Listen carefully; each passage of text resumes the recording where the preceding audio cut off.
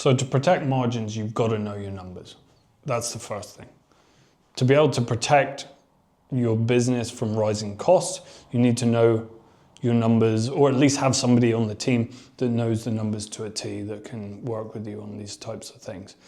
It's hard.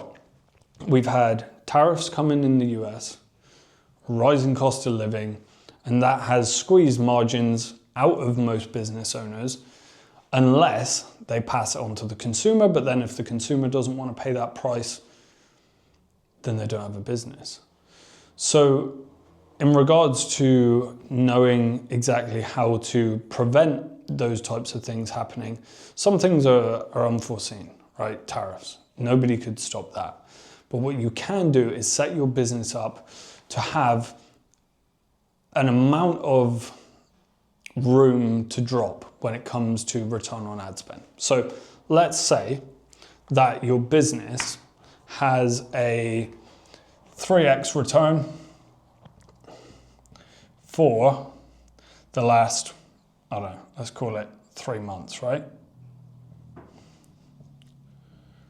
Now, if your break even is something like a 2.2, then great, you're in a good spot, right?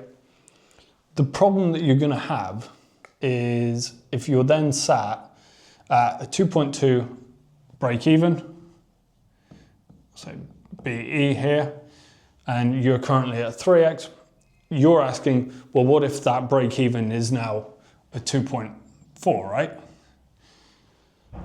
Because of rising costs, suppliers, whatever, all of these things. And you as a business owner still want to give that same price point to the customer. Why do you want to do that? Because it's converted. It's done well. You've got your offer together. It's perfect. You've got the right upsells. You've got the right post-purchase upsells. All of this stuff, shipping, insurance, like everything's dialed in. And then somebody, whether that be the government, supplier, or just the world getting more expensive, it changes things. And now you're at a 2.4 to break even.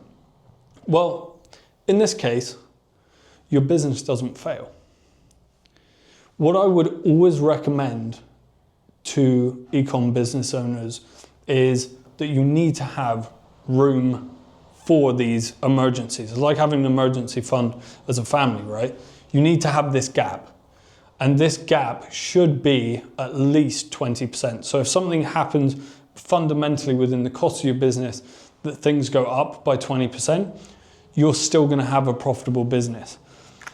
Now, this is not easy to do, but I think if you can build your business with this mindset and say, hey, okay, it might be that you don't want to be doing 500K a month or 800K a month, and you think, look, I'm going to do 300, 400,000. But the point is, because you're not at that scale, you can then afford, if the world changes, if supplier costs go up, if whatever happens, you still have a business. The biggest problem is when e-com businesses in particular run at razor thin margins. And there's a couple of reasons why they do that. Is because they want to always be pushing revenue. They feel like if they don't have high revenue or growing revenue every month, then they're failing. But a lot of business owners, they'll be caring about the profit going up every month, especially if they're trying to build this off cash. If they've got investors or loans coming in, it's kind of a different ballgame. So you need to understand your business and how you're running your business. But I would always say that you need that gap.